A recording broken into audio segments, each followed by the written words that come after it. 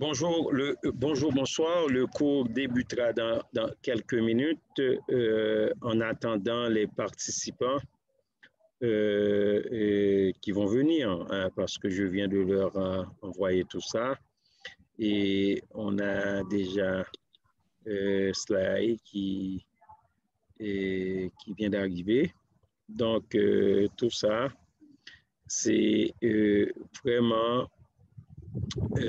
on va parler de la stratégie, hein, mais surtout la stratégie d'affaires. Hein, c'est vraiment de la stratégie que nous allons parler, mais surtout, comme je vous dis, c'est de la stratégie d'affaires. La stratégie d'affaires. Là, ce que je vais faire tout de suite, je vais partager l'écran avec vous. Là, vous pouvez voir l'écran. On va parler de la stratégie d'affaires. Je commence par vous donner cette définition, hein, de la stratégie d'affaires.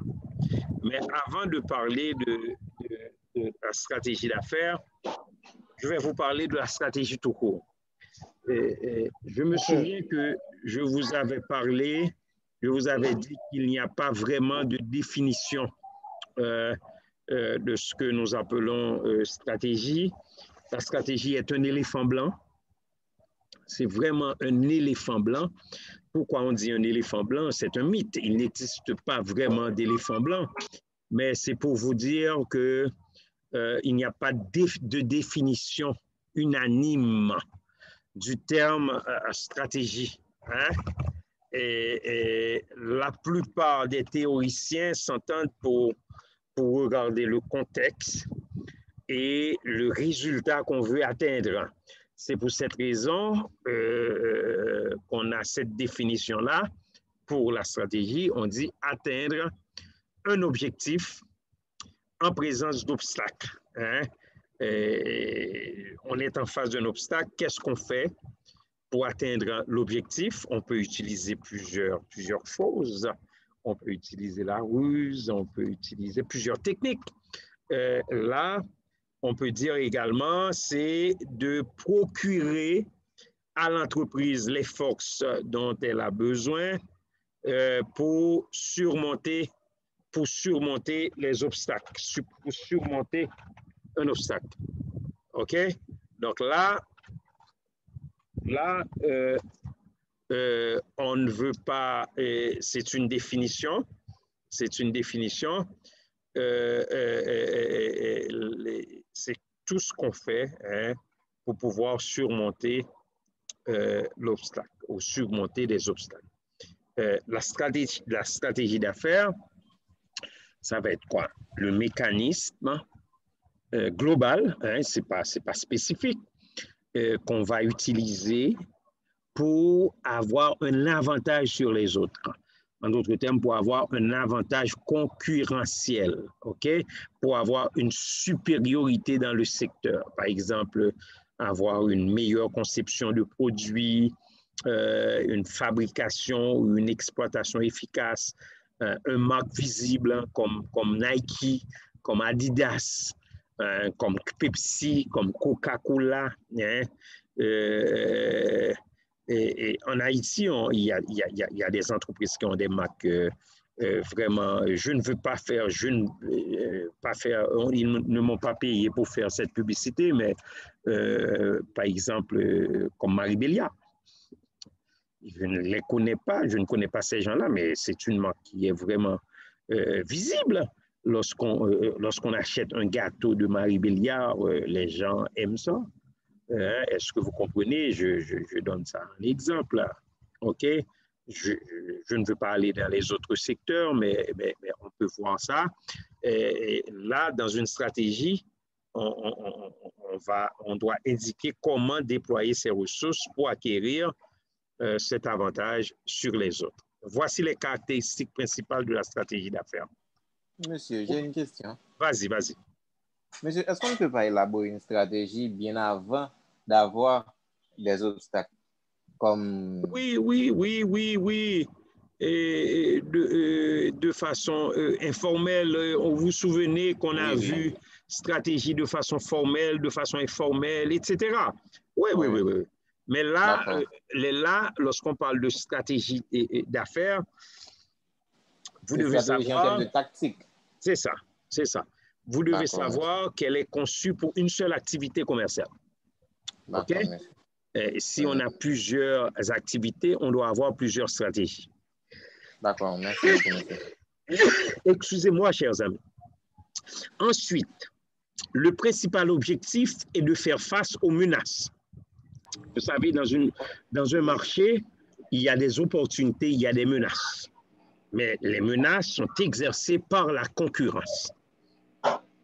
Ensuite, la stratégie aide l'entreprise à atteindre ses objectifs commerciaux. Hein?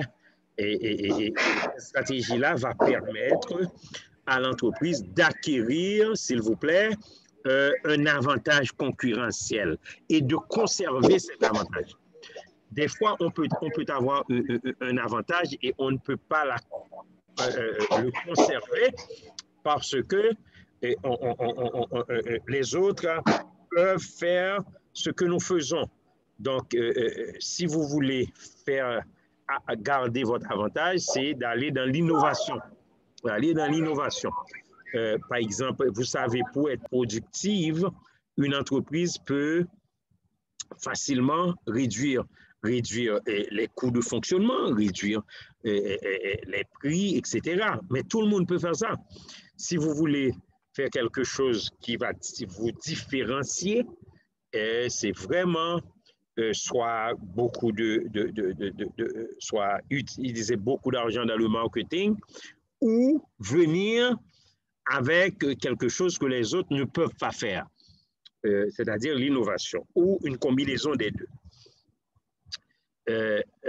Donc, lorsqu'on fait choix d'une stratégie d'affaires, et donc, ce qu'on essaie de faire, on essaie de répondre à la question suivante.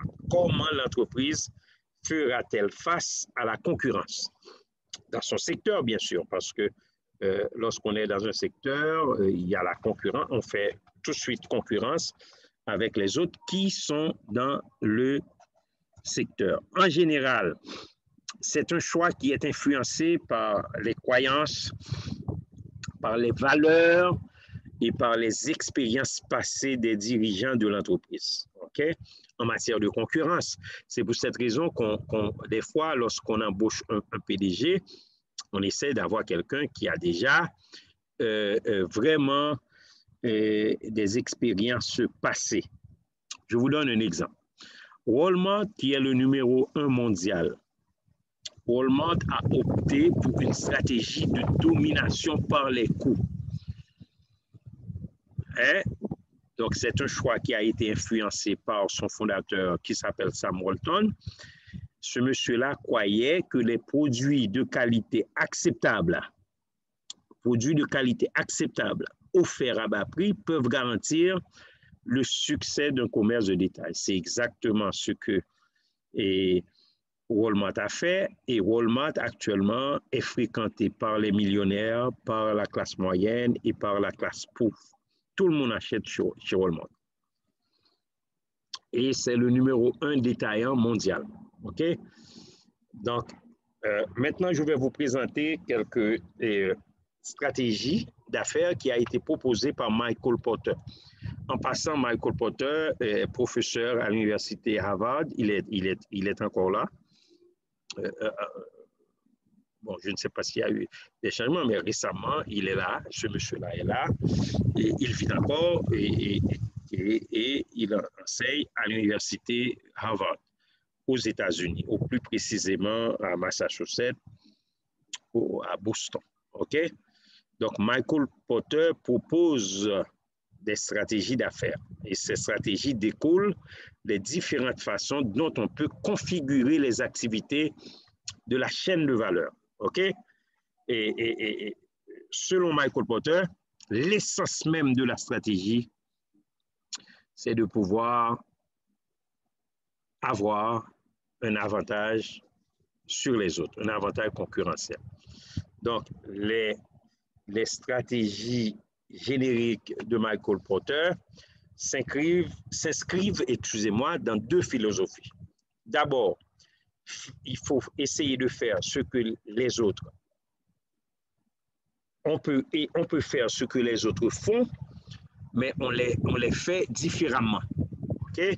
Et c'est une philosophie, la philosophie de Walmart, qui vise la domination par les coûts. Deux entreprises font la même activité, mais l'une arrive à offrir à prix moindre. OK? Je vous donne un exemple. Il y a Continental Airways et Southwest Airlines. Les deux transportent des passagers de façon économique, mais Continental a choisi d'être multiservice. Lorsqu'on est multiservice, il y a des itinéraires longue distance. Et lorsque c'est longue distance, vous devez payer la nourriture pour les gens. Vous devez, on paye la nourriture, on paye aussi pour les liaisons. Mais Southwest a choisi d'être un transporteur à service limité. Donc, on fait des courtes distances sans escale, donc on ne paie pas de la nourriture et on ne paie pas pour les liaisons, et ça coûte moins cher à Southwest que Continental. On fait la même chose, mais les deux font la même chose, mais Southwest le fait à un coût plus bas. OK? Et deuxièmement, c'est fait des activités totalement différentes de celles de la concurrence. Vous faites des activités qui sont quasiment différentes que les autres. Donc, l'entreprise décide de faire des choses différentes et que ce soit en matière de fabrication, de commercialisation ou de distribution de son produit. Je peux fabriquer différemment que les autres, je peux commercialiser différemment et je peux distribuer différemment. Le but de tout ça est de servir une clientèle qui a des préférences uniques pour un bien ou un service et pouvoir acquérir un avantage résultant d'un prix plus élevé. Même si le prix est plus élevé, mais on peut toujours avoir un avantage. Je vais vous donner d'autres exemples, mais prenons par exemple, Steinway fabrique des pianos avec des pièces faites à la main. Et les gens qui jouent au piano savent que lorsque les pièces sont faites à la main, le son est différent. Donc, Steinway est allé chercher un public différent que les autres. Cela permet à Steinway de se constituer un créneau, une niche, une clientèle de niche. OK? D'accord? On peut, même si ces pianos sont beaucoup plus chers, mais on a une clientèle pour ça, comme par exemple Rolls-Royce, comme par exemple, on pourrait dire ça avant pour BMW et Mercedes, mais actuellement, ils ont changé de stratégie depuis quelques années maintenant, et ils font des véhicules qui sont vraiment accessibles à la classe moyenne. Vous allez voir maintenant, il y a des entreprises, excusez-moi, il y a des produits, il y a des véhicules Mercedes, des petites Mercedes ou des petites BMW qui sont accessibles presque à tout le monde. OK?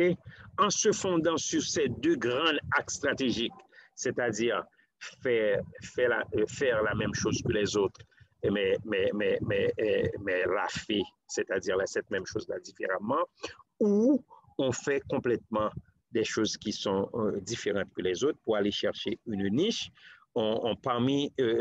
Si on se fonde sur ces deux grands axes stratégiques, et Michael Porter suggère de choisir parmi 4 options spécifiques. Premièrement, stratégie de domination par les coûts. On réduit au maximum les coûts de production. OK? Ou stratégie de différenciation. Cette stratégie consiste à dominer à son offre, à donner, excusez-moi, à son offre une spécificité. Et c'est ce que on peut parler de, c'est que on peut parler de certaines entreprises que nous allons voir, que peut-être PepsiCo, etc. Certaines activités comme les automobiles, les produits de mode, les produits de luxe, etc. On essaye de pratiquer la différenciation. Ou on peut aller avec une stratégie de domination par les coûts dans un créneau. Je reste dans un créneau, je domine par les coûts, c'est-à-dire ça me coûte moins cher dans ce créneau. Je vous donne un exemple.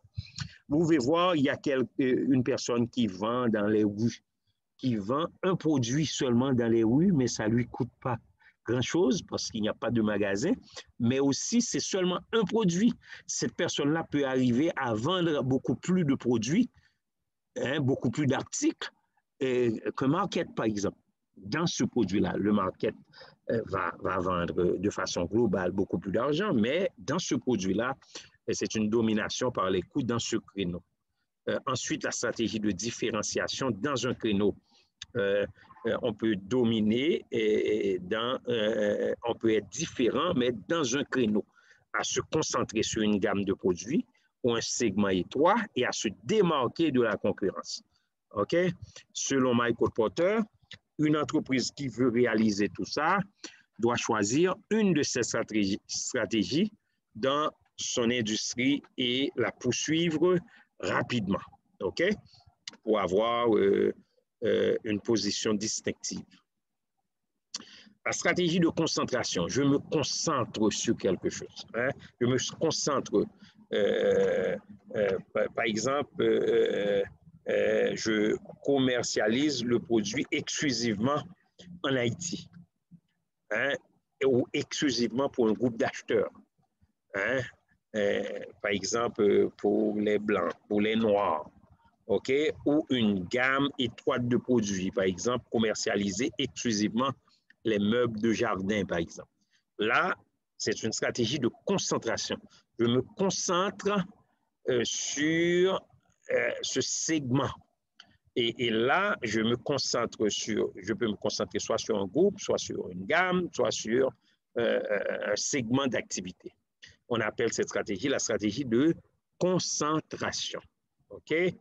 Et là, c'est un exemple, une petite entreprise qui peut se concentrer sur un segment étroit, géographique et fait concurrence avec une grande entreprise. Exemple, Rolex, le fabricant de montres de luxe, fabrique seulement des montres coûteuses et fait concurrence à Cartier, une entreprise diversifiée qui fabrique et commercialise une vaste gamme de montres de qualité et d'autres produits, comme des pierres précieuses, accessoires. Mais Rolex arrive à vendre beaucoup, est en concurrence.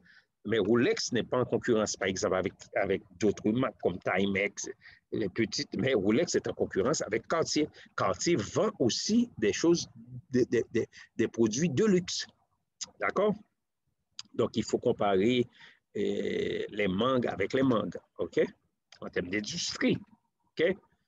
Dans la stratégie de concentration, on offre son produit exclusivement, comme je vous dis, exclusivement dans un créneau. Exclusivement dans un créneau. Donc, dans quelle situation chaque stratégie est-elle appropriée? OK, bon, ça, c'est Porter qui dit que il n'y a pas de stratégie qui est meilleure, soit la différenciation ou la domination par les coûts. C'est de savoir quel segment de niche de l'industrie peut être exploité avec succès. OK? Dans quelle situation chaque stratégie est-elle appropriée? Si c'est domination par les coûts, donc la concurrence des prix est intense. Lorsque l'industrie a atteint sa maturité, lorsque le produit est un bien de base, etc. Donc, tout cela pour vous dire, je peux dominer par les coûts lorsque je suis en face de ces éléments-là. OK? Par exemple, un bien de base, comme le riz en Haïti, par exemple. OK? On peut dominer par les coûts en utilisant une stratégie, cette stratégie de domination par les coûts. On peut diminuer le prix, par exemple. La différenciation, on l'utilise lorsque les besoins des acheteurs et les utilisateurs du produit sont divers. Okay? Lorsque les marques importent aux acheteurs, là, c'est la différenciation. Par exemple, Pepsi, Cola, Pepsi, Coca, Adidas, Nike. Okay?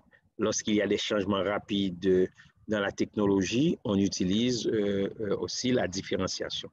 La concentration, c'est, je vous donne un exemple, lorsque la niche a un grand potentiel de croissance, on peut se concentrer sur cette niche-là.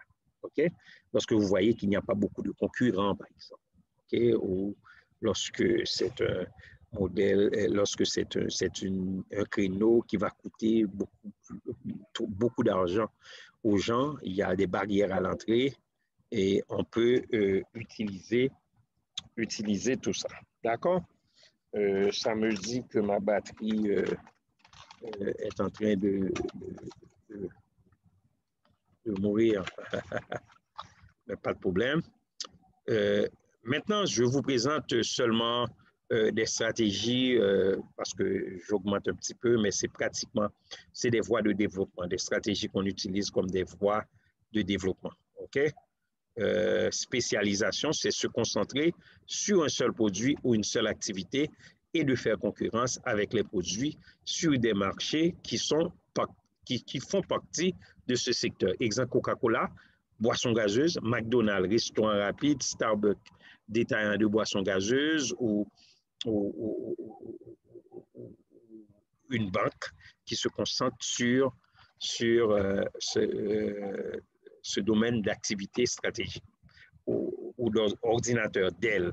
Et en passant, Dell ne fabrique pas d'ordinateur, chers amis. Dell, c'est un vendeur d'ordinateurs, mais qui a pris le contrôle du marché. C'est comme si Dell était devenu un fabricant d'ordinateurs. OK? L'application de cette stratégie, c'est-à-dire la spécialisation, comprend l'une ou l'autre des initiatives suivantes ou une combinaison de ces initiatives. Je peux élargir les gammes de produits dans un secteur. Par exemple, Coca-Cola offre plus de 50 marques différentes de boissons gazeuses dans le monde entier. Et le Coke que nous buvons en Haïti, ce n'est pas le Coke qu'on boit, par exemple, au Québec, dans un pays où on n'aime pas le sucre. Mais ce n'est pas seulement Haïti, c'est dans les pays tropicaux, les gens aiment le sucre. Ou offrir de nouveaux produits dans une marque existante, par exemple Cherry Coke, Diet Coke, ou procéder à une expansion géographique. On offre le même produit dans de nouveaux marchés. C'est ce qu'on fait en Haïti, dans plusieurs pays, avec Coca-Cola, par exemple. L'intégration, on l'a déjà vu, je ne vais pas retourner sur l'intégration, c'est du déjà vu, intégration, mais on peut parler d'intégration. On peut dire l'entreprise combine plusieurs activités. Un fabricant de chaussures qui décide de faire son cuir lui-même, là, c'est une intégration verticale.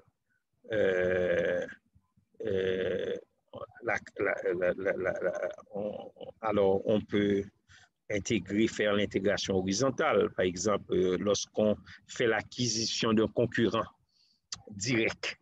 Et Exxon fait passer ses revenus. Exxon, c'est une compagnie qui vend du pétrole aux États-Unis. Il a fait passer ses revenus de 120 milliards à 180 milliards. On parle de milliards, chers amis, pour les grandes entreprises, en achetant Mobile en 1999. HP a doublé sa part de marché de 8 à 16% en achetant Compaq. Et c'est pour cette raison que Compaq, qui était un ordinateur, mais qui a été intégré par HP. D'accord? Toute forme d'intégration implique des coûts et des bénéfices. L'intégration horizontale permet de réaliser des économies d'échelle. L'intégration verticale permet d'avoir un contrôle des entrées et des sorties. Parce que verticalement, vous achetez, vous êtes dans les matières premières, par exemple, et vous êtes dans les produits finis. OK? Ensuite, il y a la diversification, hein, nouveaux produits, nouvelles activités. C'est la diversification. Ensuite, il y a la stratégie de dégagement ou désengagement. C'est l'entreprise, une entreprise qui veut se dégager. Hein, ça veut dire abandonner un domaine d'activité. OK? D'accord? Oui, monsieur. Oui. Lorsque vous parliez de l'intégration verticale, vous avez dit matière première et produits finis, mais l'intégration horizontale. L'intégration horizontale, on fait l'acquisition d'un concurrent. Ça veut dire qu'il est dans le même secteur que nous et puis on l'achète. D'accord, monsieur. OK? Mais il y a autre chose, une autre. Par exemple, si j'investis dans quelque chose qui est dans laissez-moi vous donner, par exemple, le téléphone, laisse-moi, parce que je peux faire l'acquisition horizontale en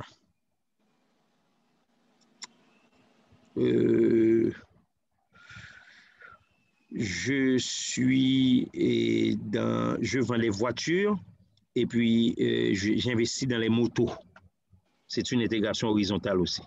Parce qu'on parle, c'est pas la nouvelle, ce ne sont pas les mêmes, ce qu'on appelle les mêmes technologies. D'accord? Ça va pour tout le monde? Tout le monde est là? OK, très bien. Nous sommes là, monsieur, nous sommes là. OK.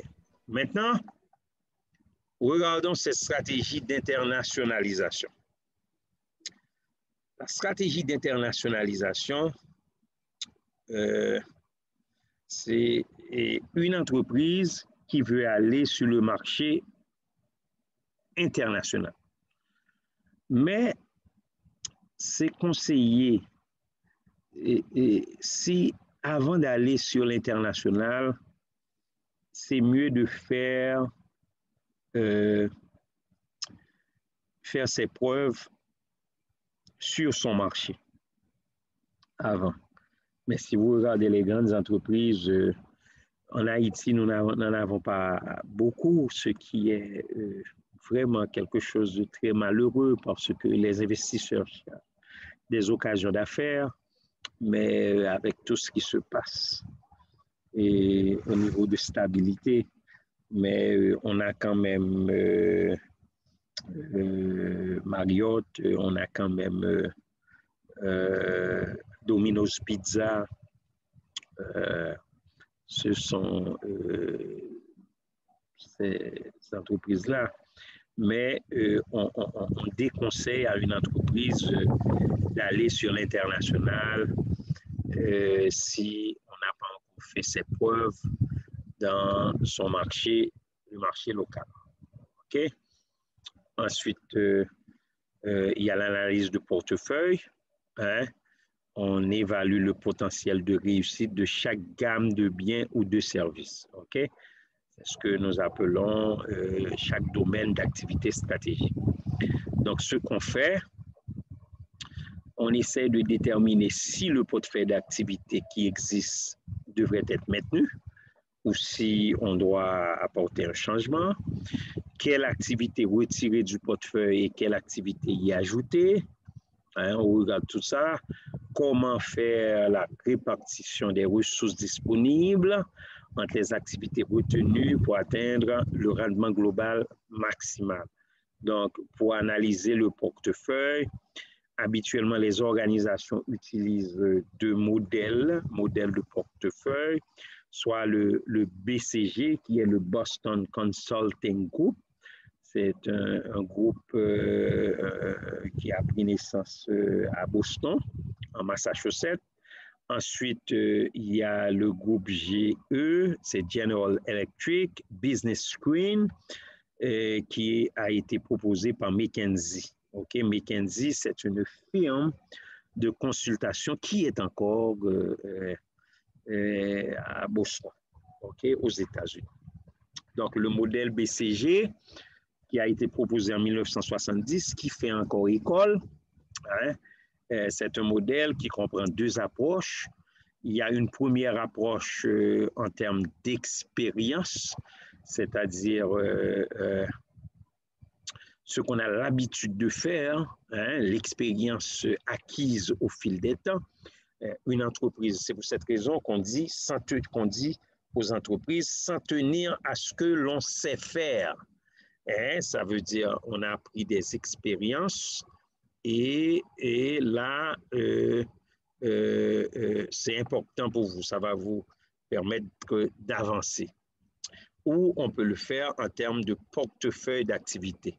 Donc, on parle d'un ensemble d'activités. Une entreprise qui a plusieurs activités. C'est comme on parle d'un portefeuille, là où il y a plusieurs cartes, c'est-à-dire plusieurs activités que nous retrouvons dans cette portefeuille.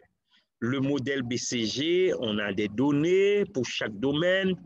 On regarde la part de marché relative, on regarde le taux de croissance, la part de marché relative et le rapport de la part de marché de chaque activité.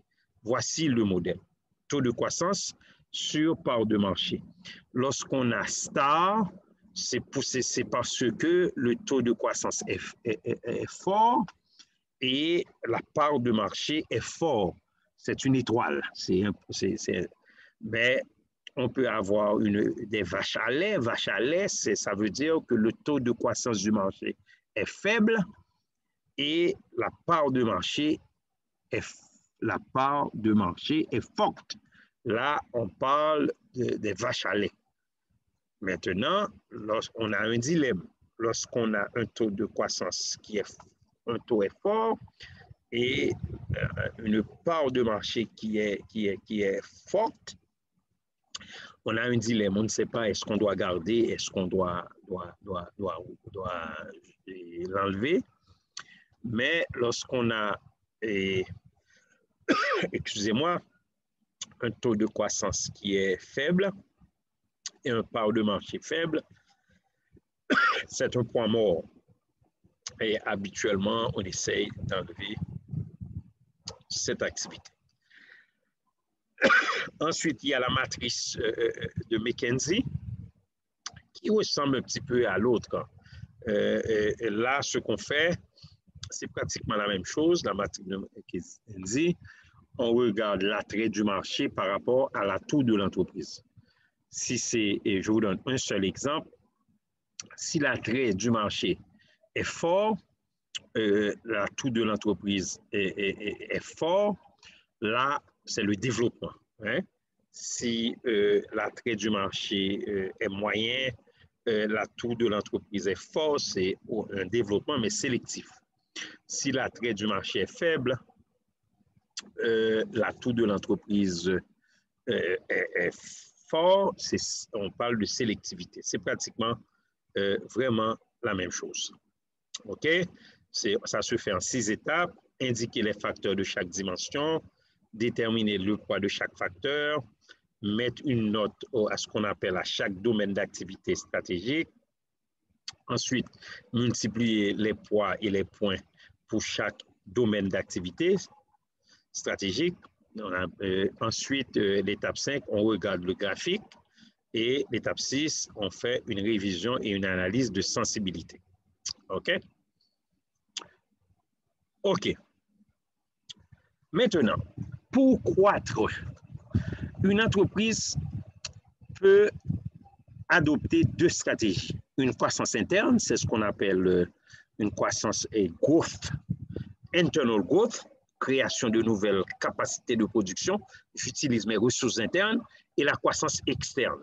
Ça, je peux faire l'acquisition, l'intégration. OK? Donc, la diversité des fusions et acquisitions, il y a différentes formes de prise de contrôle. Je peux faire un transfert d'actifs, je vends, ou je peux faire l'acquisition d'actions sur le marché. OK? Je peux faire ça. Donc, la fusion, lors d'une fusion, ce n'est pas une alliance. deux ou plusieurs sociétés se dissolvent pour former une nouvelle. C'est comme lait et l'eau. On ne peut pas les enlever, ce qui est différent de ce qu'on appelle alliance.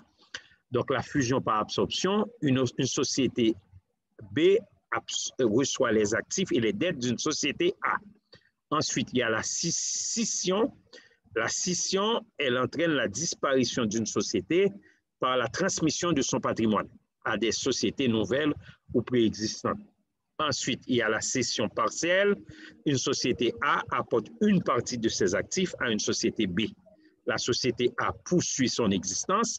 L'entreprise B n'acquiert qu'une partie de son capital. Donc, acquisition d'actions sur les marchés, c'est j'achète une partie.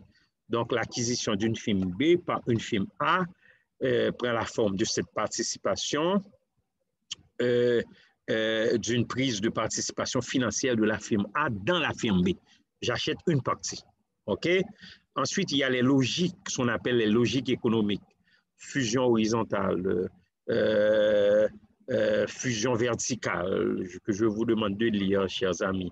Fusion conglomérale, lorsqu'on regroupe plusieurs activités qui appartiennent à des secteurs d'activité, OK? À ces secteurs qui appartiennent à des secteurs d'activité différents. On appelle ça une fusion conglomérale. Il y a fusion oblique également, il y a fusion géographique. Les entreprises ne sont pas concurrentes, mais on fait une fusion avec cette entreprise-là qui habituellement sont des marchés géographiquement différents. Donc, alliance stratégique, on a déjà vu ça, qui est différent de ce que nous appelons la fusion. L'alliance stratégique, on fait une alliance stratégique lorsque on a vu ça, chers amis, avec les concepts, l'entreprise qui mettent leurs ressources en commun afin d'atteindre un objectif. Elle peut être défensive, elle peut être offensive pour pénétrer un nouveau marché. Les bénéfices d'une alliance stratégique, on peut accéder à d'autres marchés, on peut étendre son rayon d'action, augmenter l'échelle de votre production, obtenir des prix plus avantageux, avoir accès à de nouvelles technologies, activer la recherche et le développement. OK? Donc, ça, c'est des choses qu'on a déjà vues. Et la stratégie d'internationalisation, c'est la globalisation. On va dans un marché qui est hors de notre pays, notre sol national. Je vous demande, si vous avez des questions, je vous demande de les poser. Oui, monsieur.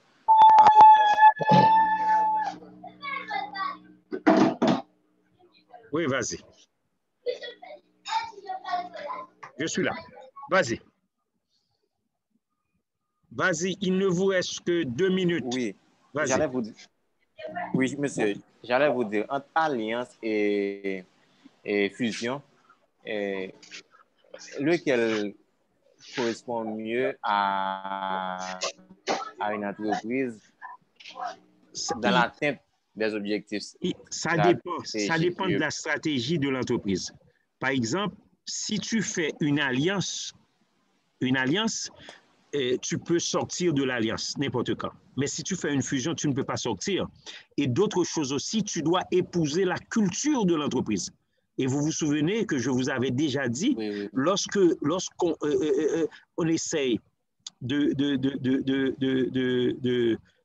se mettre avec une autre entreprise, la culture est un élément qui peut être très désavantageux pour vous.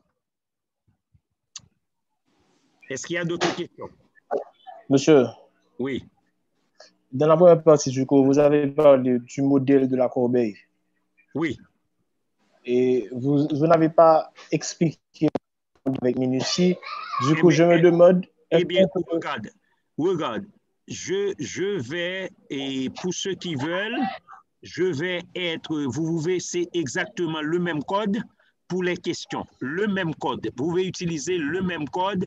C'est mon code personnel pour les questions, mais c'est pour ceux qui veulent. Ceux qui ne veulent pas venir peuvent partir, mais j'encourage les gens à venir. Surtout, ce sont des questions. On utilise le même code tout de suite. Merci. D'accord, monsieur.